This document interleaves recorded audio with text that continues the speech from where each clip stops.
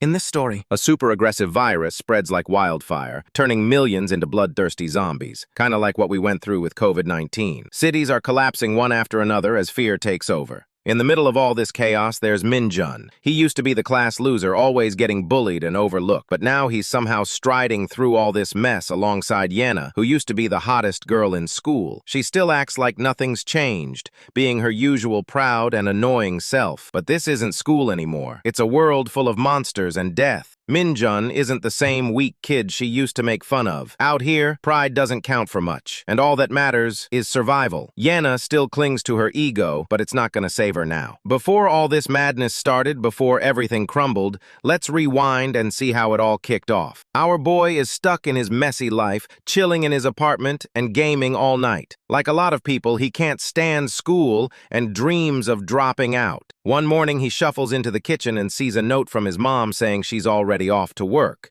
leaving him to fend for himself. After throwing on his uniform, he steps outside. As Minjun strolls through the streets, he catches sight of this swanky high-rise nearby and can't help but feel envious of the teens living there. But feeling sorry for himself won't change anything, so he keeps heading to school. Same old story, today's not any different. The bully takes his shots at him and everyone else joins in the laughter while Minjun ends up on the ground again. For him, school feels like a battlefield, and the worst of the bunch is Song, a second-year guy. Then Yena, the hottest girl in the place, walks in with her crew. She tells the bully to stop messing with the losers and turning the school into trash. She's in Song's class and tells him to take his garbage behavior elsewhere. Song plays it cool, acting like it was just a joke and treats Minjun like some harmless pet. He says Yena actually hates Minjun the most, but she plays the righteous card. She admits she thinks he's ugly, but has never really mistreated him. They've all known each other since middle school. Song tries to switch the topic and invites Yena to meet a new friend, but she's not interested. After all, the last time he brought her to Minjun's half-built, smelly apartment, she was not impressed. She doesn't need to try hard to make friends, since she lives in that fancy building Minjun always stares at. With a dad who's a hospital director and a successful mom, she was practically born with a silver spoon. Her social media is on point, everyone at school loves her, she's hot, smart, and rumored to be moving to the US next year. Looks like she's got it all. Except for one thing, she can't stand ugly boys. Guess who fits that bill? Yup, it's our hero. Back in 8th grade, when Minjun and Yena were in the same class, he thought he could talk to her, but she shot him down. To her, he was just a pesky mosquito. That's when he figured out she really couldn't stand him, but somehow, he still liked her. While most would have moved on, Minjun stuck around, took the insults, and never stopped having feelings for her. He started to question if he was crazy for loving someone who always picked on him, but that's his life. Seong beats him up, and Yena crushes him with her words. Welcome to the life of a certified loser. Later on, Minjun hangs with the only two guys who don't treat him like trash, Sunho-kun and Beong-jun, total anime nerds. The chubby one can't stop talking about shows, while the skinny one, Basu-ho, is always lagging on episodes. Minjun just watches them like some background NPC in their game. They're in different classes, but share the same geeky interests. The only difference? They don't get shoved into lockers. That stings. And Minjun figures he's just unlucky. Before he spirals into his thoughts, they ask him if he wants to hit up a Lumina concert. She's a big-time idol, and they've got extra tickets. They show him a photo of Jeon Nim, her perfect skin and bright smile, but Minjun just shrugs it off. He's kind of lost interest in those idols by now. They tease him about it, but then they notice how dead he looks, like he's already checked out. In class, Minjun was just waiting for the day to wrap up. He overheard Seong chatting about some guy who gave them a death stare. They all laughed, calling him a North Korean coward who ditched his family. Suddenly, Kang Hakcheol walked in, right as they were talking smack. Seong's ego took a hit when Hakcheol stared at him like he wasn't even there. Seong tried to act tough and grabbed Hakcheol's collar, but Hakcheol didn't budge and warned him to shut his mouth unless he was ready to deal with the fallout. Seong wouldn't back down, but his crew jumped in before things escalated. He muttered a threat and pulled back. Meanwhile, Minjun just sat there, silent, letting his thoughts spiral. He figured maybe dropping out would be the best way out of this mess. He decided there's no turning back. Then, out of nowhere, Seong and his gang found him again, grinning. Seong wanted some smokes and told Minjun to go ask a woman nearby since they were underage. Minjun could see it was just another power play, so he ignored them. That was all it took to set them off. They beat him up and dragged him to a construction site. Seong smashed a brick against his head, but Minjun was past caring. He muttered, "Just kill me." Seong got even angrier and kicked him again. Before they left, Seong threatened that if Minjun even thought about writing down their names in a suicide note, he'd kill his mom. They left him there, bloodied and motionless. As dawn broke, Minjun stumbled home, wishing the world would just end. But since that wasn't gonna happen, he decided to jump off a luxury apartment building instead. He headed toward the building, but then bumped into Yena, the last person he wanted to see. She got all annoyed when she saw his bruises and accused him of planning to rob the place. Then it clicked for her. She noticed his limp, the blank look on his face, the blood. He wasn't there to steal. He was there to end it all. She took a closer look and wondered who beat him this time. What bugged her the most was that he never fought back, just took the hits like a stray dog. She called him a coward and asked why he let them hit him. He stayed quiet and walked away. She yelled after him for ignoring her, but eventually gave up, saying she'd scold him tomorrow. Later, Minjun got home, put on his headphones, and jumped into a video game. He thought about everything that had happened and realized she was right. He was pathetic. That's why he decided he wouldn't go back to school. Starting tomorrow, he'd get a job, help his mom, and just try to survive. As night fell, he was still blasting through zombies in the game when his friends said they were logging off. It felt way too early. It was only 10 p.m. They reminded him about the breaking news. There'd been an outbreak. Just then, he heard banging on the door and someone shouting and begging to be let in. It was his upstairs neighbor, and the voice was shaking. Minjun figured the guy was just drunk again and messed up by opening the door. But what was waiting on the other side wasn't looking for help. It was hunting for its next victim. When Minjun opens the door, the first thing that hits him is the sight of blood. His neighbor is drenched in it, like he just walked out of a horror movie. There's this massive wound in his stomach, like something really messed up tried to tear him apart. Minjun freezes, thinking the guy must have been attacked, and he almost calls for help. But then the neighbor lets out this awful, inhuman scream and leaps at him. They crash to the floor with the guy landing right on top of him. Panicking, Minjun kicks him off and scrambles backward before slamming the door shut and locking it. His heart's racing and his legs are shaking. There's no way that's just his drunken neighbor anymore. He grabs his phone to call the cops, but, of course, there's no signal. That's when he notices his screen blowing up with emergency alerts. Messages about unknown attacks popping up all over the place. No clue what's going on, but everyone's being told to stay inside if they want to survive. Then he hears screams coming from upstairs. He cracks the window open and peeks outside, and what he sees is totally unreal. People are tearing each other apart. His neighbor is back, stumbling around like a crazy person, destroying everything in sight. Panic hits hard. He thinks about his mom and tries to call, but still no signal. As night sets in,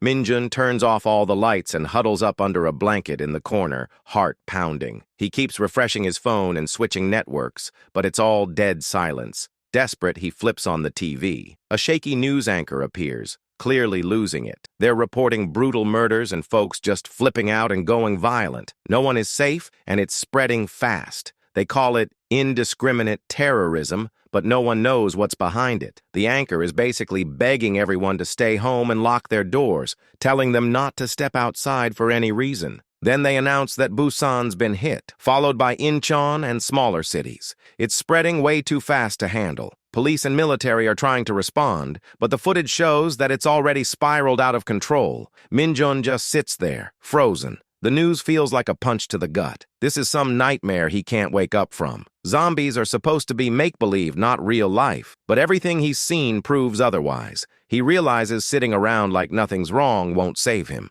He needs to take action, so he decides to check the building's front entrance. Peeking through the peephole, the hallway looks clear. Carefully, he opens the door and steps out. The eerie silence follows him down to the ground floor. At the front entrance, he looks outside and spots a zombie wandering the street. He quickly slams the door and locks every bolt. Next plan is to see if anyone upstairs is still alive, but the silence is deafening. The whole building might have already cleared out, and that's too risky right now. He heads back down, thinking he'll just wait until morning. Maybe the cops or military will show up. That's the tiny hope he clings to right now. He turns the TV back on, but the broadcast cuts off before anything new comes up. With nothing else to do, he lies down and tries to sleep. But how can he? Not with the world outside falling apart. And then it hits him hard. Just yesterday, he wanted to give up. He wished for the world to burn, and now it feels like that wish came true. But that doesn't make anything better. Now he's just trying to survive. In truth, nothing's changed. It was hell before, and it's still hell now.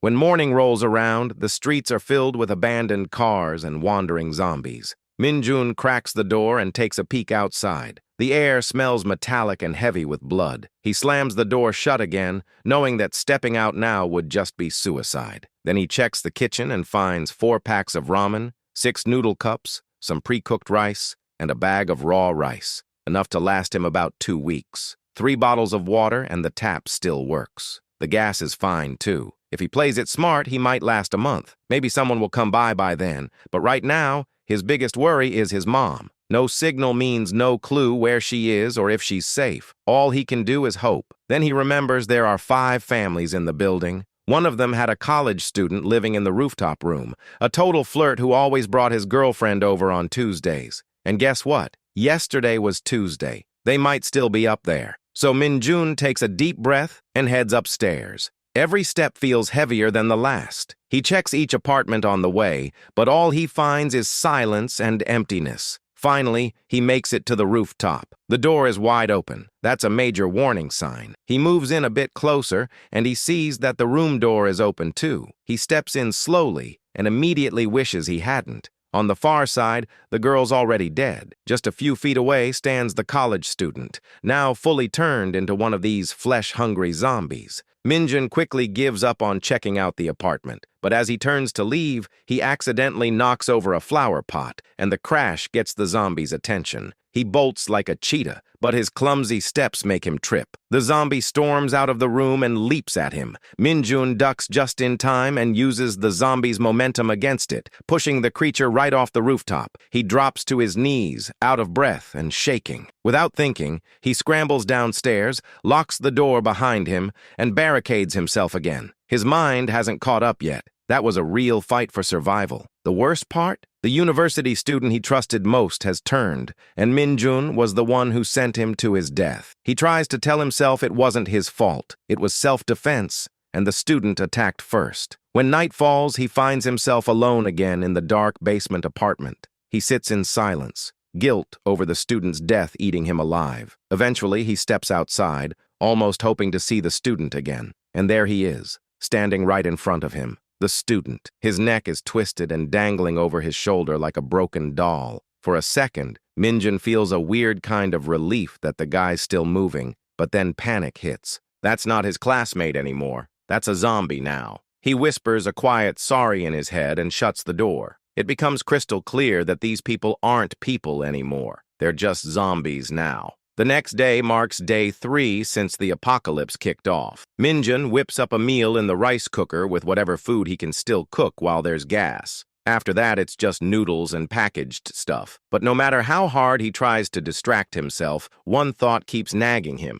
He can't wait forever. If the food runs out before help arrives, it's game over. Still, he feels a strange sense of relief since the rooftop zombie was the only one and now the building is clear. Maybe the student drew attention or led rescue teams. There could be survivors nearby. He's even thinking about lighting a fire on the roof to attract someone with the smoke or just leaving and hitting the streets. Just a few days ago, he was ready to throw in the towel. So even if he dies out there, what's the difference? But something's shifted inside him. He survived 2 close calls and gotten away both times. Now he doesn't just want to stay alive, he wants to fight back. If more monsters show up, let them. He's not scared anymore. Suddenly, his phone rings. It's his mom. He doesn't hesitate to answer. She sounds worried and asks if he's okay. He lets her know he's home and alone. She tells him she found the army during the evacuation and is now in a shelter in Seoul. She promises to send help his way, and then the call drops. Just hearing her voice gives him a glimmer of hope that she's still alive. Then out of nowhere, his phone buzzes again with messages from his 2 otaku friends.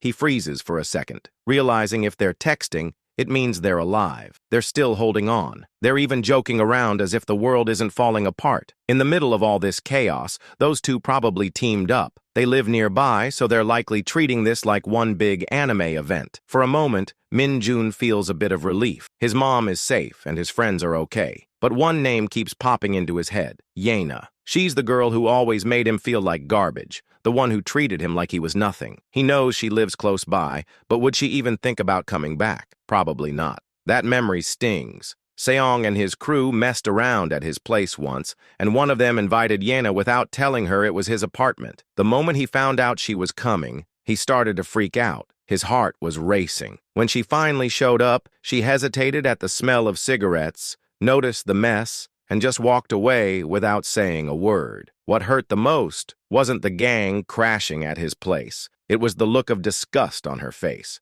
Now he's sitting on the toilet wondering if she's still alive. But honestly, if she's turned into a zombie, he wouldn't even be shocked. Her dad's a hospital director. Maybe he's trying to figure out the virus or find a cure. But right now, Minjun knows he has to focus on surviving. Yena was always rich and had a way out. She's probably safe by now. Then he hears a familiar voice outside the apartment through the window. And the surprising thing is, it's her. She's whispering, trying not to be heard, but her voice cuts through the quiet like a knife. The zombies nearby react and turn towards her. In a panic, she screams for him to open the door, and finally, he pulls her inside and locks it again. She's shaking like a leaf, drenched in sweat. No matter how hard she tries to breathe, nothing calms her down. Suddenly, Yena jolts awake like she just passed out standing up. She looks at Minjun, confused and scared, asking why he's there. Then, out of nowhere, she grabs his shirt, her hands trembling. Without saying a word, she presses her face against his chest, shaking like crazy. Minjun freezes,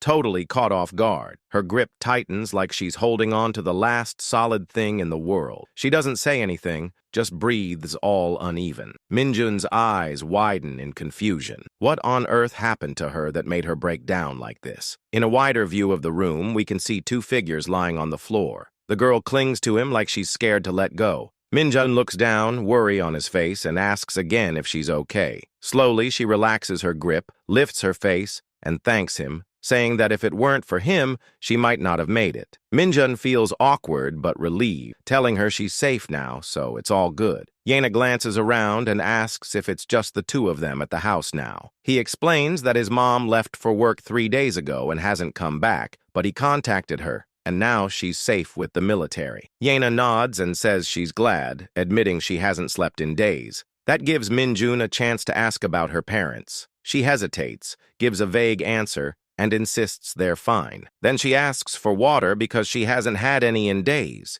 It's 3 a.m. He grabs some water bottles. Yena gulps them down like she's been in the desert. Minjun watches, amazed. They need to ration, especially if the taps shut off. But he knows she probably risked a lot to get here. He asks if she came straight from her place, and she shakes her head, saying she's been hiding outside the whole time. Then she starts sharing her story. 3 days ago, right after their paths crossed, chaos broke out. People were screaming and running everywhere. She had no idea what was going on, so she ran too until she found a stairwell in a mall and hid, hoping someone would show up. But rescue never came. Minjun is shocked and asks if she was alone. Yena tells him she found an unlocked meeting room and stayed there with just 1 bottle of water. By the 3rd day, hunger and thirst drove her out. Outside, she saw corpses and people moving weirdly. Keeping her head down, she took a narrow alley, recognized the area, and figured out where he lived. Every step was risky, but eventually she made it. Minjun praises her bravery. She's a total wreck, sweaty and exhausted. He asks if she wants to change clothes. She blushes, calls him crazy, gives him a light kick, then asks for a shower. He stammers, but agrees. As she steps into the bathroom, Minjun sits quietly, processing everything. He'd planned to leave tomorrow, but now he can't just ditch her. Food is another problem he can't ignore. His stash was supposed to last him, but now it'll run out way faster. Still in disbelief, he thinks that Yena is really in his apartment, a girl who used to act like he was invisible. Back in school, she ignored him like he was nothing. Now she's right behind his bathroom door. It all feels so surreal. Yena comes back in light clothes and asks for something dry. He nervously finds her a gray t-shirt. Yena sniffs the air and complains about a musty smell. She asks for a different shirt. Minjun freezes, embarrassed. Then Yena sighs, puts it on anyway, and jokes about needing air freshener. He tries to defend his apartment, but she blames it and her sensitive nose. Suddenly, she calls him. They look at leftover food on the table. Yena asks what they will do because she wants to wait for help. Minjun shrugs and says he was thinking about leaving tomorrow. Yena freaks out and asks, "Are you insane?" She doesn't want to risk going out when there's food. She barely made it there and refuses to go back outside. Minjun tells her it was just a thought before she arrived. Now that she's there, they will wait it out. Then Yena asks the real question. What if they run out of food? He says they can stay longer by checking other apartments or going upstairs, but he honestly doesn't know if it's safe. He mentions how quiet the other buildings have become. Then he realizes that if they really run out of food, they will have to go outside. Yena panics and refuses to accept that. Minjun reminds her that she can't stay hidden either and insists going outside might be necessary. She warns him that he hasn't seen the full horror outside. Minjun replies that he knows those things are zombies. If you get bitten, it's over. He adds that he doesn't care if he gets infected because he has nothing left to lose. Yena looks at him. He suggests maybe the key is to avoid them. After all, she made it there. She remembers how she avoided them until the end. Minjun tells her that not all zombies move the same way. Some stumble around, while others freeze. The fast ones are scary, but the slow ones can be dodged if they pay attention. He asks if she ever played tag as a kid. Yena gives him a confused look. He grins, saying dodging zombies could be like a game. Yena rolls her eyes, tired of his jokes, and asks for a blanket. She says she hasn't slept in days. Minjun gets her a blanket. She suddenly looks at him suspiciously and asks, "Wait, you're not trying to sleep next to me, right?" She points across the room, saying, "You better sit over there." He tries to explain that the floor near the bathroom is awful. Yena sighs and gives in. Minjun offers to take the rough spot and let her have the bed. She looks surprised, not believing him. He shrugs, saying the stairs are fine. They argue about where to sleep. He jokes about sleeping in the kitchen, but when she says to go ahead, he backs out. Eventually, he lies down by the door, feeling defeated. It feels like he lost that small fight. Still, he finds comfort in knowing she's safe under the same roof. That means something to him. Even if she talks too much, he's glad she's there. The door is barricaded with boxes and tape. A single candle lights the dark room. Yena lies awake, staring at the ceiling with a worried look. After a moment, she breaks the silence and calls his name. Minjun hears her. Surprise shows in his eyes when she invites him to sleep closer. Being alone still scares her. He moves over and sits against the bedroom wall, while Yena starts rambling about this creepy sound she's been hearing and says she misses her mom. He listens quietly, looking like he hasn't slept either. Yena confesses those outside sounds never stop. There are growls and screams echoing around that keep her on edge. But as the night drags on, her fear starts to fade, and eventually, she knocks out, like her brain just gave up fighting it. When the sun comes up, it feels like it's checking in over a deserted city. He's watching her sleep and thinks about how she was stressing out about not getting any rest, and now she's out like a baby in a bunker. The clock hits 9:05, and it's another day. Yena blinks awake, looking like she's still waking up. She's surprised to see him by the door, putting on his jacket. She asks where he's off to, and he says he's just going up to the rooftop to check things out. She jumps up fast and freaks out, asking if he's serious. What if those freaks are still up there and get him? He insists he'll be fine, and even offers to take her, but she shoots that down, telling him to go alone. So, our hero heads out, reminding her to stay inside. He creeps up the stairs, each step packed with tension. Then out of nowhere, she calls his name, making his heart race. The front glass door looks worse than ever. It hardly matters that it's reinforced. It's still just glass. He keeps going, and then the smell hits him. Yena trails behind and says she's got a bad feeling. He agrees. They reach the rooftop door, which used to be chill, but now feels like something out of a horror movie. He leans in to peek through the crack and freezes. One look takes the air right out of his lungs. In the rooftop room, his neighbor's girlfriend is lying there, cold and still. She didn't make it. He bows his head and sends up a small prayer, figuring that's all he can do. He steps back and tells her no one's in there, also telling her not to look. Then Yena suggests they try smoke signals, thinking maybe a chopper will spot it. He shuts that idea down, saying nobody's gonna see it. She starts yelling for survivors and he spins around, telling her to cut it out unless she wants to invite every monster in the city. Silence comes back, just the two of them stuck in this mess trying to survive. Out of nowhere, she asks him what his MBTI is. He says he's never taken the test, and she gasps like he's committed a crime, roasting him for not having social media. No Insta, no followers, no vibe. She asks him what makes him happy, and of course he says video games. She bursts out laughing. It's so predictable. Let her guess, zombies? The more she laughs, the more it becomes clear. He's the introvert in this duo, and she's definitely the extrovert. She throws more questions at him before asking what he thinks her MBTI is. He doesn't respond, just sits there, thinking about how she never even looked at him in school,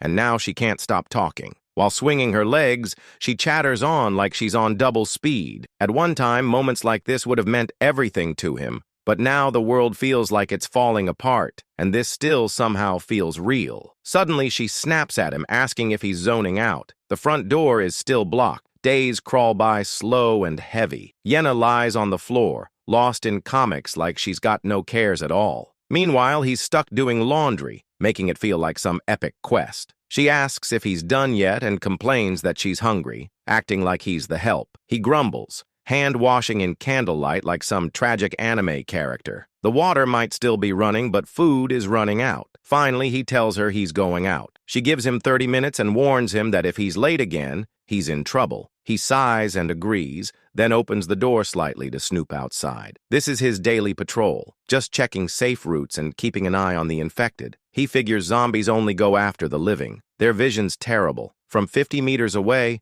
they might not even see you. But not all of them act the same. Some ignore you, while others zero in on you like they've got a GPS. Watching them move feels oddly familiar, reminding him of that game he used to play. He shakes it off, thinking he's just in survival mode, but wonders if it's all connected. What if this is really the end? The next day, the glass finally gives out, and danger inches closer. Yena is sprawled on the floor, bored and done with all the comics. The clock drags as if it has somewhere else to be. She mutters under her breath, calling him a jerk for being late, and wonders if he's ghosting her. A chopper flies overhead, but she barely reacts. When the clock hits 4:30, panic sets in. She starts pacing, saying he's been gone too long, and she's really starting to worry. Outside, the sky turns orange as the sun drops fast, and fear creeps back in. Inside, she prays for her safety, curling up and wrapping her arms around herself. She knows what happens after dark when the infected come out. Her fear builds, and she begs not to be left alone. Suddenly, there's a sound at the door, and when it opens, there he is. He stumbles in like he just ran through hell. Pale face, wide eyes as if he's holding something. Yena yells at him for being 3 hours late, ready to launch herself at him. Before she can, he raises his hand, holding out a crumpled paper. A leaflet dropped from the chopper. Yena freezes, eyes glued to the paper. Her expression changes, and a tear slips down as she takes it, wondering what it could be. She takes the paper, and her expression shifts to shock when she reads it. She asks what the warning means. The leaflet says Gangbuk is going into full lockdown and everyone has to evacuate. And of course, they're right in the thick of it. She flips it over when Minjun tells her to check the map. Jongmun-dong is still marked caution, but everything around it is high risk. Yena turns to him and says there's no way this place is going to stay safe. Holding the paper, she insists that waiting for rescue is the worst plan ever. Minjun wonders if they should actually leave Gangbuk and if it's even possible, remembering that he heard Uijeongbu was also overrun. It's tough to tell where the safe spots are. With everything happening up north, he realizes they don't have a choice. They've got to cross the river. He starts trying to plan some routes, but it's chaotic. Yongsan and Shandong are flagged as danger zones. Then he spots a hopeful option. Yongchon is marked as safer and not too far away. Yena watches him piece it all together and admits that she thought he was just a loser, but maybe he's actually smart. Minjun shrugs and says they need to leave now. Yena freezes like reality just hit her hard. She asks if he's serious about leaving now. It's still night, and she suggests waiting until morning when there are fewer infected around. She wonders if they can even make it to Yongchon and thinks they should wait a few more days. Someone might show up. Minjin snaps, saying if she wants to sit around and die, that's fine, but he's leaving at sunrise with or without her. She starts scrambling, asking if she should pack and if he has an extra bag. Outside, the sunlight starts creeping in, and a new chaotic day begins. The front door is still tightly sealed with boxes, barely holding but enough for now. Minjin looks back and asks if they can go. Yena nods slowly, realizing this is it. Just before they step out, he stops and asks if she really isn't going to the hospital where her dad works. But she shakes it off, saying it's fine. Her dad texted her saying he and her mom made it to a shelter. She dodges the subject and insists they need to move. The sunlight floods over the skyline as our protagonist leads them into a side alley. The air is thick with dust and dried blood, and everything smells like death. He scans the street, alert for any signs of danger. One infected stumbles in the distance, and he signals that it's all clear. The scene feels like something out of a movie as they move quickly and stay low, every step feeling like a risk. He points to a narrow path, and Yena keeps close behind him. A bus is blocking the road, and tree branches are twisted across the street. Windows are shattered, and there's blood crusted on the glass. Yena's dragging her feet, complaining it feels like it's forever to get to Yongchon. Minjun tells her to just keep moving. She groans, saying her legs are like jelly and jokes about needing a bike, asking for a break. He's pushing her to keep at it. She curses him and says she'll throw down once they're safe. He tells her to keep it down so the infected don't hear them. The city feels totally still, just their footsteps echoing. Yena wants to know if they're close, but Minjun says it's still a way off. She asks for water, but he says no way. They need to save every drop. Then they stop as they hit a huge barricade with a tipped-over truck and furniture piled up, marked "Do Not Enter," like someone was trying to keep something out or trap something in. Yena perks up a bit, thinking there might be survivors around. Minjun warns her that if anyone's here, they're definitely watching, but something feels off. No infected lurking and no smells. It's like the whole place is holding its breath. Minjun climbs up without a second thought, telling her to stay sharp. She scrambles up after him, complaining she's wiped out and wants a break, but he just says to keep going. She gets annoyed and asks what he's exaggerating about, but he's already off, leaving her behind to watch him disappear. They lock eyes across the barricade. She's shaking, saying it feels just like the beginning. Her voice breaks, and she apologizes. Minjun looks confused, not sure why she's saying sorry. Tears are streaming down her face, and she says it again, but then her expression shifts, and she screams. Minjun turns to see a huge horde charging at them. He grabs her wrist and yells not to let go, then starts running through the wreckage, dodging trash and bodies while screams echo around them. Yena's freaking out, saying this was supposed to be a safe spot. Minjun doesn't say anything, just pulls her along harder. Up ahead, a guy's struggling with a door, yelling for them to move. Minjun shoves Yena through and turns to help. The two of them push a shelf into place together. They count to 3 and slam it shut, but something hits it from the other side. A twisted creature snarls through the crack. Minjun yells at it to back off. The shelf shakes like it's going to give way. Then someone shouts to run. Yena grabs him, and they dash into an alley. But there's another blockade in their way. The only way is up. Yena screams they have to jump. Minjun nods and leaps. The landing is rough, and she cries out because her ankle is messed up and she can't move. He starts to panic, but then he spots 2 infected charging toward them. He's caught in a tough spot. Leave her behind, or die together. Memories flash in his mind as Yena doubts he has the guts to stand and fight. Then he pulls out a knife, ready to take on the threat. Yena stares, calling his name. Minjun remembers a moment when he faced death and didn't run away. He slips the knife back into his coat, accepting that he might not make it out alive, but he's staying. This is it. Yena watches Minjun worry all over her face and softly calls his name. He won't just run away like a coward. A motorcycle suddenly screeches through the silence, and someone yells for him to duck. The bike zooms past way too close, freezing him in shock. The rider swings a bat and hits an enemy's skull with a sickening crack. The guy cheers like he just won a lottery. Another one shouts to take out the guy in the suit, telling him to smash his skull. They're acting like it's a game. Meanwhile, Seong is laughing, claiming nothing beats smashing heads on wheels.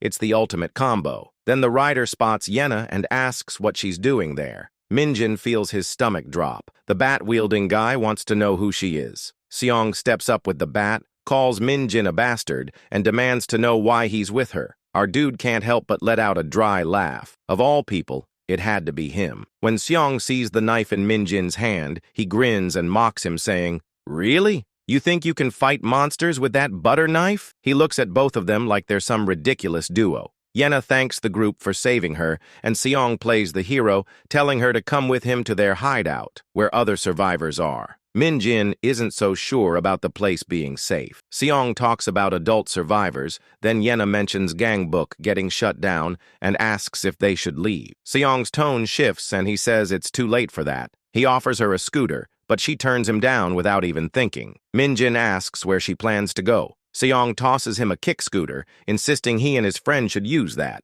There's something weird about his expression, like he's hiding something. Yena looks uneasy, picking up on it. One guy whispers whether it's safe to take her along, and Seong pretends to be shocked and brushes it off. Yena seems even more confused and asks what about Minjun. One of the guys suggests leaving him behind since he'll slow them down and food is already scarce. He tells Minjun good luck surviving out there. Yena's smile disappears. It stings more than she expected. Then Seong suddenly flips and says they should take him anyway, claiming having one more isn't a bad thing. But Minjun shakes his head and says he has somewhere to be. Yena looks worried and calls his name, but Minjun keeps walking without looking back. One guy yells that he's ignoring them again and threatens to beat him up like the monsters. Minjun calmly turns around. The leader calls him a loser and tells him to come while he's being nice. Yena snaps, asking if Seong has lost his mind, and it hits her hard. She remembers he's the one who hurt Minjun before and nothing about him has changed. A memory flashes in Minjun's mind when a boy told Seong that bringing Yena along could help his plan, mentioning she looked messed up. Another one laughed, saying she looked like her pictures, and grinned wide as if already plotting something. Minjun watches from a distance, wondering why Seong is still messing with her. Didn't that bastard already hook up with her? What else could he want? Later, Seong's group shows up, and Minjun tenses up. Seong acts all buddy-buddy in front of Yena, so Minjun decides to play along, saying they'll tag along for now since it's better than being alone. Seong says they'll rest first, then take Minjun where he wants to go. They head down a narrow path that feels off. Minjun's stomach twists, and he quietly tells Yena he has a bad feeling. She reassures him that Seong's always had her back since school, and if anything happens, she'll stick up for him. She asks about the hideout, trying to stay hopeful, but Minjun just says maybe they seem harmless to her, but he knows what kind of people they really are. Then he asks if she still sees Seong as an old friend. Her expression changes like something finally clicks. Cut to Seong walking ahead, gripping his bat like he owns the place. Yena raises her voice, saying she's heading back because her parents might be at the Seopyeongdong shelter. Seong looks completely thrown, claiming he thought that place was gone. He asks her why she'd risk going with Minjun and tells her to just wait until tomorrow. She dodges the question and insists she's leaving now. Yena grabs our hero to make a quick exit, but one of the guys steps in with a bat, saying she's not leaving until tomorrow and only with them. Seong is watching them both closely, wondering what's going on. Yena flinches, then snaps his name and says she'll go with him. Minjun, looking like he expected this, suggests they talk since the sun's going down. She agrees, but she still seems unsure. The three of them head into a sketchy construction site, and our hero notices the flimsy barricades and weak defenses. It all looks pretty shaky. Yena is shaking with fear, but our hero tells her to chill out, saying he's not going anywhere. She softens a bit, but still seems tense, and then she suddenly screams when she sees the infected swarming outside. She panics, begging our hero to do something because this place doesn't feel safe. Seong just shrugs and says the infected can't get in, but she isn't convinced, pointing out how weak the barricade looks. From upstairs, they can see just how surrounded they are by infected. Suddenly, someone yells to get up the ladder. Minjun climbs up first, with Yena and another guy right behind. They make it to the second floor, which is a mess and feels anything but safe. Seong walks in, saying he brought guests. A chubby guy, barely fitting in his chair, grins and says they're new faces. He mentions Yena, and his eyes light up like he's just spotted a celebrity. He introduces himself as Bongyu and complains that she never followed him back on Instagram. She doesn't remember him at all and just thinks of him as a pig in her head. Bongyu says the place is safe and they should chill. Yena brings up the rumor about Gangbuk being sealed off, but Bongyu shrugs it off and jokes that the roads to Gangnam are closed too, so they might as well wait for rescue. Yena looks at him in disbelief, but Bongyu says even if no one comes, they've got supplies. The scene shifts to Minjun, who is scanning the room and spots a small tent in the corner, some canned food, chairs, and a stack of firewood. It looks like someone really set this place up to survive, not just some random setup by those guys. Then he sees some adult survivors and it hits him. It's not their place. They took it over. Bongyu lounges like he owns the place and asks Seong if he found anything. Seong shrugs and says he ran into Minjun and couldn't go anywhere. Bongyu's face twists into a smug grin as he says, the food is fine, but bringing in a girl, that's the real jackpot. He laughs like he's got some messed up plan brewing. Yena finally gets it and realizes our hero was right. Seong totally played her. She talks to Seong, saying she came along without realizing how weird the vibe was with these people. Then she apologizes and says she's leaving because she doesn't believe the bridge is really closed. Seong is surprised and suddenly grabs her arm, like he thinks she belongs to him, saying she can't just walk out. Out of nowhere, Minjun steps in with fire in his eyes, trying to stop Seong. But Seong snaps, rage spilling over as he shouts, "You son of a bitch, you've really lost your mind now, huh?" It feels like the real fight is just about to kick off. Yena jumps in, trying to calm things down, but Seong keeps at it, every word dripping with sarcasm meant to provoke. Out of nowhere, the big guy shows up, watching them like he just walked in on a drama scene. Seong doesn't even flinch. He just brushes it off, saying, Yena's spooked because the place is not what she imagined. Then he points at our hero, claiming he's got a knife and won't give it up. Hearing that, the big guy curses at our hero, telling him to hand it over or he'll get his ass kicked right here. Minjun freezes. He can't drop his only weapon, but he knows he's outnumbered. A thug explains that Bongyu runs the show and Seong's his right-hand man. Then Bongyu steps up, speaking seriously, saying with the world gone to hell and no law around, things work on warnings and people vanish after 2 strikes. Then the big guy touches Yena's shoulder and says she must be tired, telling her to take a break. She flinches and nervously says, "Ah, damn, you scared me." The big guy squints, asking, "Did you just call me damn?" But she quickly shakes her head, saying she's just shaken up. He moves on, bragging about his fancy camping mat and insisting she chill out. Yena keeps sneaking glances at the exit, thinking about making a run for it, but something feels off. This guy might be a psycho. So she decides to stall and softens her tone, saying she's hungry. That gets his attention, and he lights up, saying they have tons of pork belly from a butcher. He asks if they should throw a party tonight. Watching this, Minjun feels sick to his stomach. This place is a nightmare. No rules, no cops, no safety, just total chaos. He sighs, trying to figure out how to get Yena out of there without setting off the thugs who are just as dangerous as the infected. Maybe stirring things up with the infected could work, but that's risky. He thinks his best bet is sneaking out while everyone's asleep unless someone tries something before that. He mutters a curse under his breath. As night falls, the city is blanketed in darkness and a barrel fire flickers.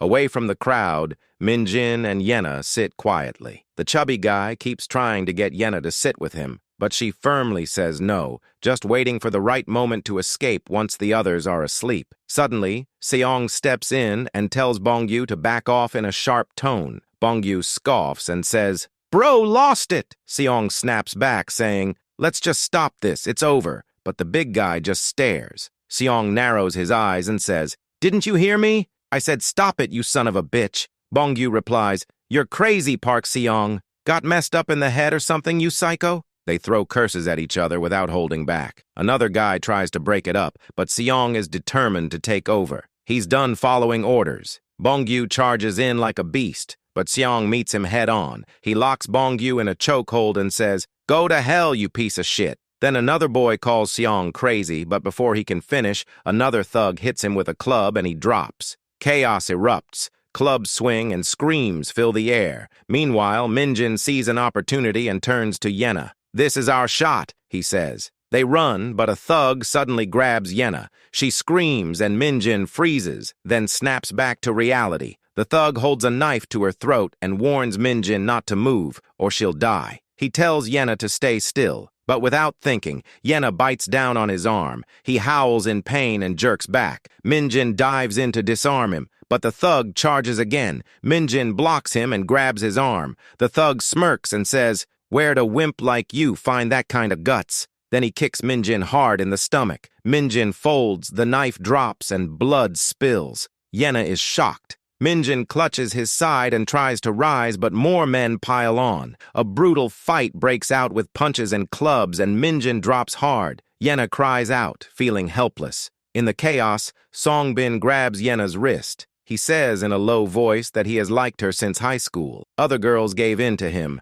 but she didn't because she thought money and looks made her untouchable. He sneers, saying he's rich too, and now wants to see what expensive little Yena is really like. Out of nowhere, Manager Kim steps in to stop it, but Seong kicks him down hard. Older survivors shout, but Songbin silences them with a glare. He grabs Kim by the collar and warns, "That was warning too." He's done. Kim's body crumples as the infected shuffle into the building. He begs for help. Watching this, the other survivors call him insane, but Seong orders his thugs to throw everyone out except Yena. Minjun groans. Yena kneels beside him and whispers, "Are you okay?" He tells her to run just as Seong steps up behind her and says, "Where are you going? It's hell out there. You should stay here and play with me." The twisted look in Seong's eyes reveals his intentions. Another thug shoves Minjun down, calling him a pathetic loser and mocking him for acting tough, and call Tang to help toss him off. Minjun grabs Sungyeon's shirt and says they're going down together. They both fall to the ground below. Yom watches from above, completely frozen, calling out his name. Meanwhile, Seong looks on in disbelief and yells at Yom, asking what just happened. Tang says Kim Seung-yan fell along with Jung Min-jin. Seung-yan lies there, twisted in pain, clutching his side and noticing something's really wrong with his legs. He's in agony, and nearby, Minjun is also hurt, but still conscious. Slowly, he turns his head and reaches for Seung-yan's leg. Despite the pain, Minjun holds on to Seung-yan's leg, yelling at him about what he thinks he's doing. Furious, Seung-yan curses and blames Minjun for breaking his leg. Suddenly, an infected creature appears, drawn in by the noise. Seung starts begging Minjun for help. Up above, the other two delinquents freak out. One asks what they should do, and the other says to just leave the loser behind. Yena watches everything, tears streaming down her face. But without wasting time, she bolts, seeing a chance to escape. When Seong sees her run, he swears and chases after her without thinking. Yena scrambles up the scaffolding, shadows closing in all around. Every step on the metal walkway sounds like a warning shot. Then she hears Seong behind her, his voice sharp and angry as he calls her name, demanding to know where she thinks she's going with all these infected crawling around. Yena spots a rooftop ahead. That's her only way out. Her face is wet with tears as Seong threatens to catch her. She takes a deep breath and sprints forward, jumping over the gap between the buildings. She lands and stumbles but keeps going, filled with fear and determination. Seong watches her, cursing again, promising to catch her as he jumps after her. In mid-jump, something feels off. His foot slips and he loses balance, falling hard. Yena looks down and realizes this is her moment. She shouts out to lure the infected toward him. The infected down below hear her voice and spot the fallen man. Seong sees her and curses again,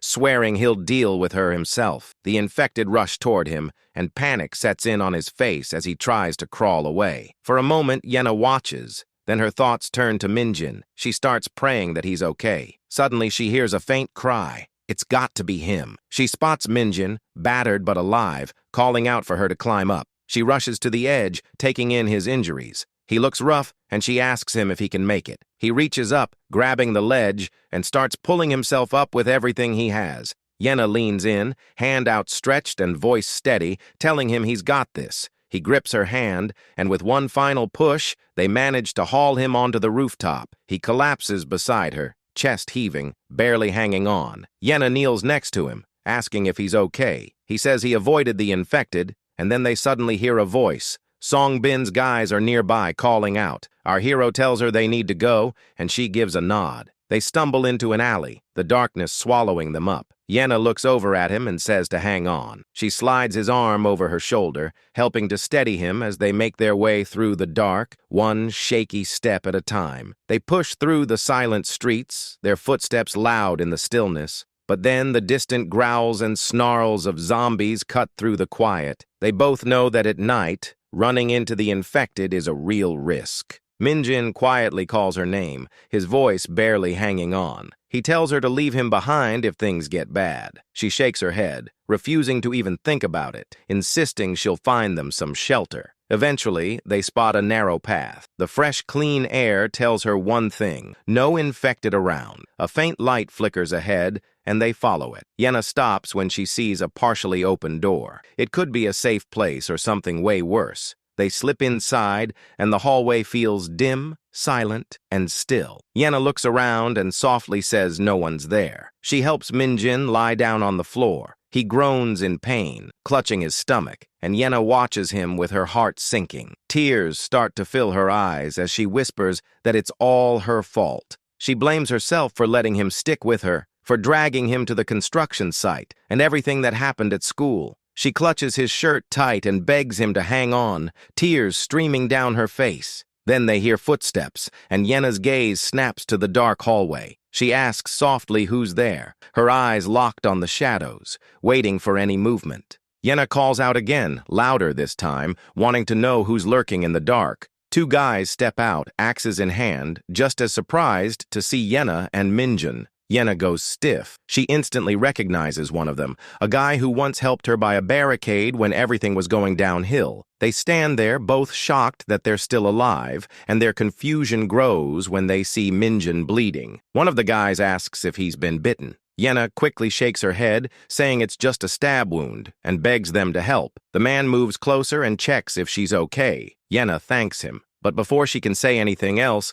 the other guy grabs her and covers her mouth. His buddy laughs, calling it a stroke of luck, suggesting they take her. Yena struggles, but the guy holding her just tightens his grip, clearly ready to knock her out. Yena remembers Kang Hakshul stepping in, his voice cold but steady. He tells the group to back off and gives them 3 seconds before things get messy. One of the guys looks at him, confused, and asks, "What about him?" The other one replies, "Let's finish him off." Without any more chatter, the first guy lunges at Kang. There's a nail-spiked bat not far away, but Kang, the protector, pulls out a small knife. The attacker swings hard, but Kang dodges and slashes him across the side. The guy stumbles back, clutching his wound. The second guy, still holding Yena, threatens Kang, who raises the knife and calmly says if the guy makes a move, he'll regret it. While the guy's distracted, Yena manages to break free and scrambles back. She stares at Kang in shock and calls out his name, Kang Hakcheol. After the chaos, they duck into a small storage room, finally getting a breather. There's a table with bandages, scissors, and first aid stuff. Their hero is out cold on a makeshift bed. Kang explains he's just in shock and needs some rest. Yena thanks him and asks how he knows so much about medical stuff. Kang just shrugs, saying he picked it up along the way. Then he warns her that this neighborhood is one of the worst. Why did she come here? Yena explains they saw flyers saying Yeoncheondong was a safe zone, but ended up getting captured by Seong's group. Everything went sideways during the escape, and even Seong took off. Kong listens quietly, wondering if Seong is still alive. He tells her the safe zone thing was just a rumor. The government tried to keep the infected out with barricades, but it didn't work. Now the streets are dangerous because of people, not just the infected. He adds that girls like her don't last long out there. If someone catches her, the outcome would be terrible. He warns that the North is a lawless place now. Yena sits there, shaken, thinking about how everything has collapsed. Then she wonders why Kang is still around, and he says he has his reasons. He plans to leave for Gangnam at dawn. Yena looks stunned and reminds him the lockdown is starting today. Kang says that just means things are worse. The bridges to Gangnam were blocked 2 days ago, and Han River Park is crawling with infected now. When everything kicked off, people fled south, and the government sealed the bridges, making it worse. When she asks how he knows all this, Kang says survivors have told him. Tears well up in Yena's eyes as she asks if it's all true. Kang gently reassures her that not everything is lost. He shows her a small lamp and says, if they can find a boat, they might be able to cross safely. Still feeling unsure, Yena asks if Gangnam is really safe, since she's heard the infected are everywhere. Kang tells her his sister is there in a shelter, and he's going there no matter what. Surprised, she asks how they got separated. He explains after the outbreak, he, his uncle, and sister ended up at a temporary shelter. Then the army showed up, evacuating only kids and elders. He stayed behind and watched the soldiers take his sister to Gangnam. They never came back, and when she asks about his uncle, Kang says the infected overran the shelter not long after. They tried to escape, but he was the only one who made it. Now he's leaving because every minute counts. Yena begs him to take them along. She says they want to go to Gangnam because Minjun's mom is there. She admits she can't survive alone anymore and asks for help. Kang stares at her for a long time and tells her she's not the same person. Back then, they were just classmates and he never really knew her. Now she's completely different. He says they'll talk when Minjun wakes up. For now, she should get some rest. Yena kneels beside Minjun, thanking Kang. Light spills through the blinds as Minjun sleeps, and Yena curls up on the sofa. Suddenly, Kang shakes her awake and asks if she saw what happened to Seong during the chaos. He needs to confirm something and is going back. Yena begs him not to. She warns that the barricades are down and the place is overrun. Going back is like signing his death warrant. Kang insists it's just 300 meters away. Then he calmly asks if she wants to know something. He tells her how he escaped North Korea at 12, crossing 10,000 kilometers with his uncle because they couldn't afford smugglers. He lost his little brother along the way. He grabs his bat, telling her to look after Minjun.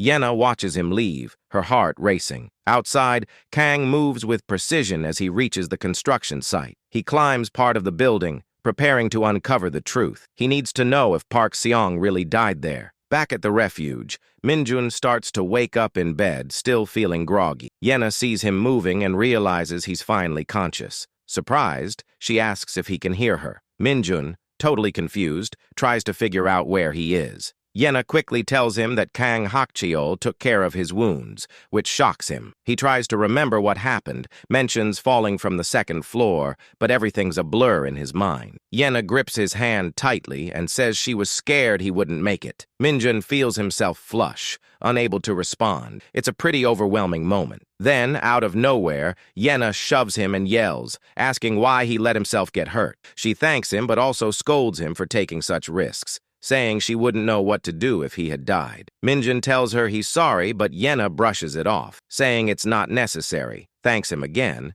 and adds it was tough carrying him. She mentions that Kang said he should rest and they'll talk tomorrow. Surprised, Minjun asks if she's serious and claims they don't have time since the north is closing soon. Suddenly, he winces and doubles over, groaning. Yena rushes over, calling him an idiot and telling him not to move. He can only mumble back. Nearby, a small table has some supplies, and the place looks like an old office. Someone knocks, and both turn to see Kang Hakcheol stepping inside. Minjun quietly notes that this is Kang Hakcheol. Without much small talk, Kang tosses a backpack on the floor and asks if it's Minjun's school bag. Minjun lights up and says yes, and Kang mentions he found it on the second floor. It has his clothes, personal stuff, and some emergency food. Minjun feels a pang of nostalgia as he remembers his mom bringing him that bag. Kang hands over Minjun's glasses, and he stammers a thank you before putting them on. Now he can see again. He looks at Kang and says,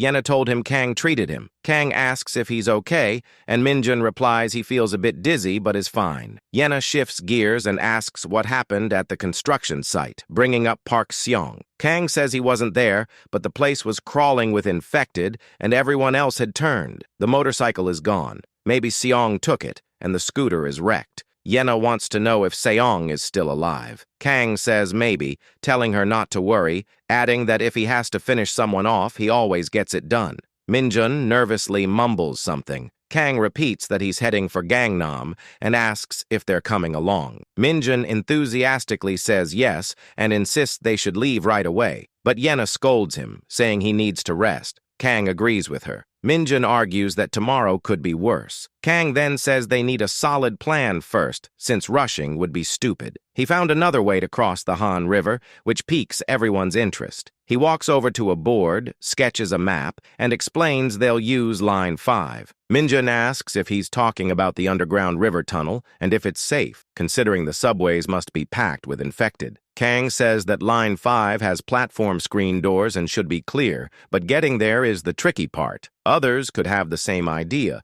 or it could be blocked. Still, he thinks it's worth a shot. Kang mentions that the closest station is Jaghan, but it's really far and the area isn't safe. Outside, the sky is turning pink. On the whiteboard, a list pops up. Rule 1. Don't take risks. Kang explains that these are his survival rules. With the north blocked off, they need to take their time. If they find a secure spot, they should hang out there for a few days. As Minjun and Yena sit on the couch listening, Kang moves to Rule 2. Only 1 or 2 people should go out, never all 3 at once. He points to Rule 3, which he stresses is the most important. Your life is on the line. He explains that if only one of them can make it out alive, it's not worth the risk for anyone else. Minjun shivers at that. Kang repeats it. Never sacrifice yourself for anyone. In the morning light flooding the small kitchen, Kang hands out a modified bat and tells our hero to take it as a weapon. Minjun and Yena look on, surprised.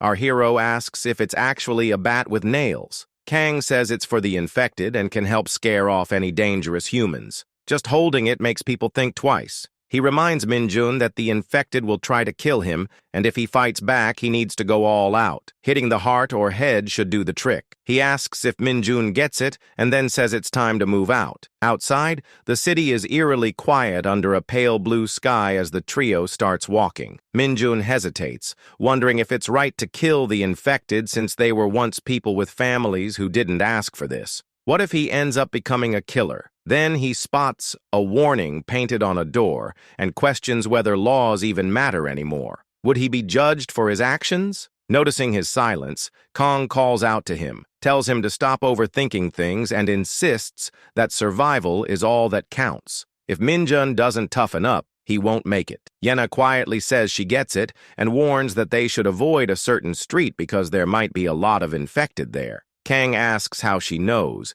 and she explains that the smell is way stronger nearby. He wonders if she can sense them exactly. Minjun says it's more like a gut feeling, and recalls that Yena has always had a keen sense of smell. Kang decides to scout ahead, moving carefully until he spots several infected hanging out by some cars and a body on the ground. He comes back, confirming Yena's hunch. That way is a death trap. Minjun points upward, and they notice a soldier standing on the rooftop. He wonders if the soldier is infected, but Kang narrows his eyes and tells them to follow him. They rush into a building which is in complete disarray with bottles and gas tanks scattered everywhere. Kang tells them the upper floor is safe and to head up. Yena asks why they're going up there, while Minjun grabs his binoculars and looks at the soldier. Kang then confirms that there are 3 infected soldiers up there, with one of them holding a rifle. Our hero suggests leaving the rifle behind since they have no idea if it works, if it has bullets, or if it makes noise. Plus, they don't even know how to use it. Kang insists he knows how to handle that kind of weapon, and they're going to get it. He declares that the rifle is essential, and decides they need to go for it. Meanwhile, outside, the empty street shows just how dangerous things have gotten. Yena questions if Kang has lost his mind and agrees with Minjun that confronting 3 infected in such a tight space is pretty reckless. She reminds them the rifle is still attached to the soldier, which means they'll have to take him down first. Minjun feels uneasy, but thinks back to playing a zombie shooter game in his messy room. Maybe that rifle could come in handy someday, so he ends up agreeing. Yena is shocked and wonders if they're all insane. Climbing up there is hard enough, and how are they meant to deal with 3 infected? Kang, not backing down, says the 2 boys will go and she'll hold back. Reluctantly, Yena agrees, but asks what she should do. Kang explains that it'll be too crowded up there with 3 of them, so she'll need to watch their bags. The scene cuts to the buildings outside. As they make their way up, they suddenly spot an infected person in the hallway. The 2 of them move cautiously, with Kang sneaking behind the walker without a sound. As they climb, he checks if Minjun is all right. Minjun admits he's a bit tense, but okay. Kang wonders why he isn't scared of the infected. On the rooftop, the three zombie soldiers are roaming around. Minjun and Kang crouch behind a low wall, observing. Kang notices that the three are close together, making it tough to launch a sneak attack. He mentions Yena's comment about his skills with knives and asks if he plans to use them. Our hero responds that just throwing a knife isn't going to take them out instantly. Then Kang firmly says they'll act in 10 seconds. Minjun is shocked, asking how they're supposed to deal with all three in just 10 seconds. Kang tells him he can't handle them all alone, which is why he needs Minjun's help. He explains his plan to take down the closest one first and that the other two will go after him. Minjun hesitates, clearly nervous, but Kang urges him to just focus on bringing down one no matter what. He tells him to keep his eyes on the prize and not get bitten. When asked if he can do it, Minjun nods, though he's clearly unsure. Kang reassures him, understanding his doubts, but stressing that survival comes first. Minjun agrees, realizing these beings are no longer human. Meanwhile, the infected soldiers keep patrolling nearby. Hiding, they prepare for action. Suddenly, Kang jumps from cover and makes his move. The zombies scream and charge at them. Kang rushes at the first soldier, knife in hand, and deals a lethal blow. The infected stumbles and collapses, but the other two are already coming for him, and Kang mutters, "Damn it," realizing he has to take down another one quickly. He attacks again, but it isn't enough. One soldier grabs him and pins him down. In trouble, Kang yells Minjun's name. Minjun rushes in with his nail bat raised and strikes the soldier coming at them hard on the head. He's shocked to see it doesn't stop the zombie. Kang, still pinned, yells again, knowing his earlier attack didn't finish the job. Desperate, he fights against the walker, determined to take out the one with the rifle first. He manages to redirect the rifle's barrel and lands a solid hit to the infected's neck, sending them both crashing to the ground. Still trapped, he notices two more zombies closing in.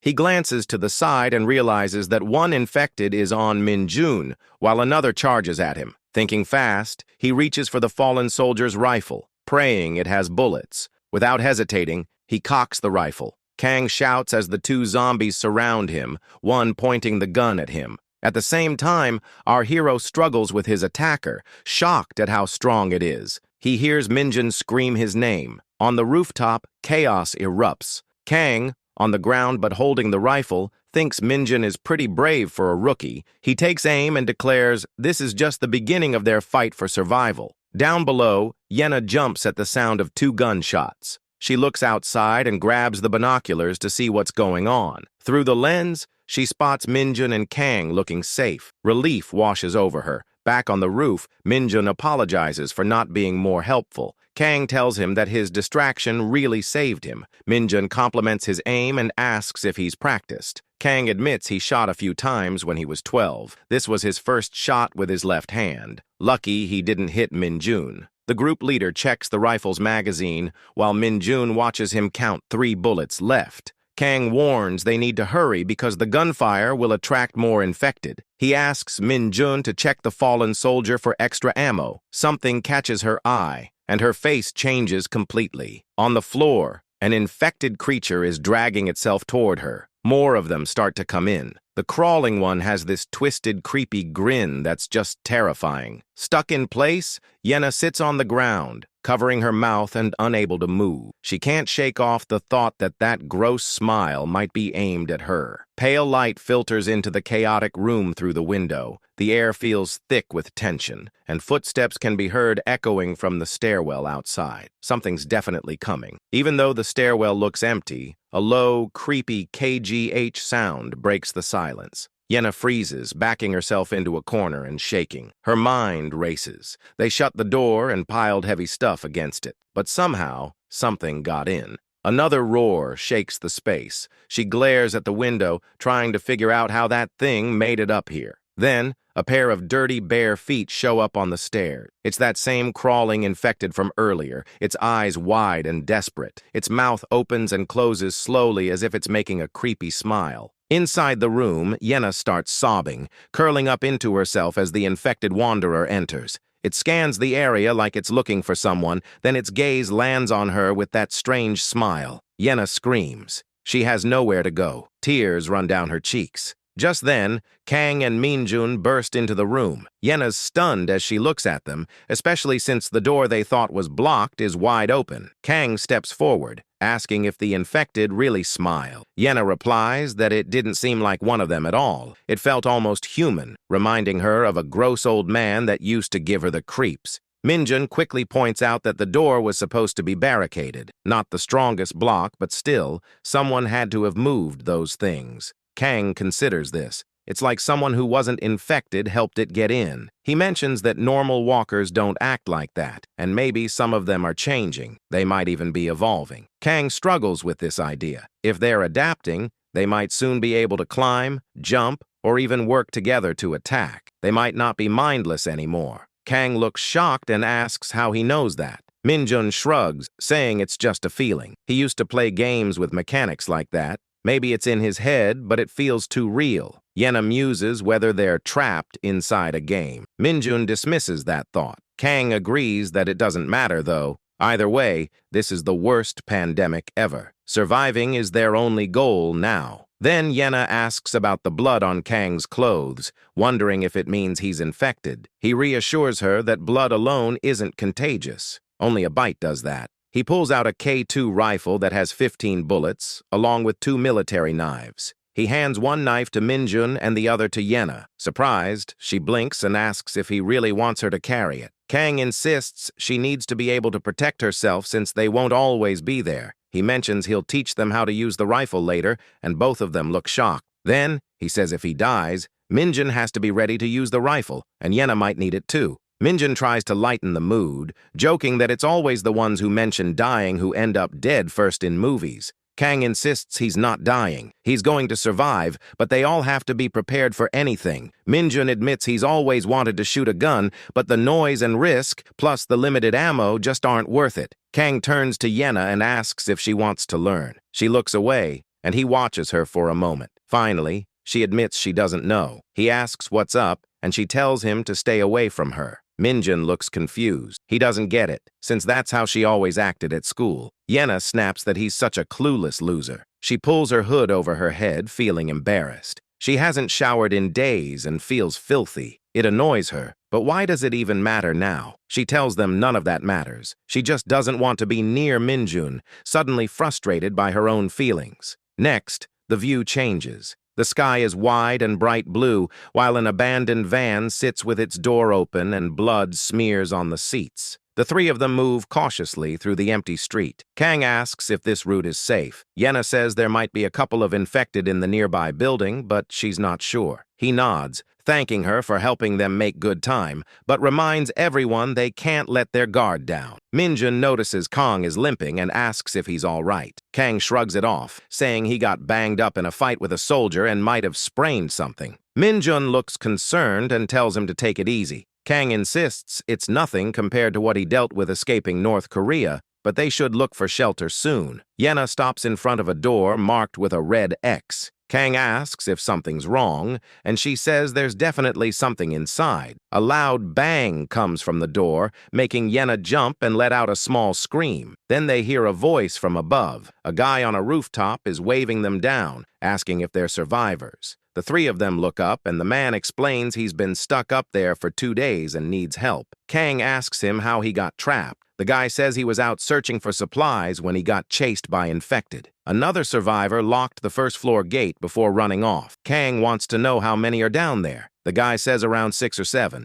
Kang sighs, realizing that's too many to handle, and tells everyone they can't help him. They need to keep moving. The man begs, saying his wife and son are waiting for him, and he hasn't found his daughter. Minjun tells him to keep it down since it's risky. Yena asks if they're really just going to leave him like that. Kang insists they don't have a choice. It's too risky. He repeats that they need to keep going. Minjun hesitates, feeling uneasy. He finally stops and calls out, wondering if there might be a way to help. Kang, looking worn out but still open to suggestions, asks what Minjun's thinking. Minjun takes a moment but then says he thinks he can save the guy.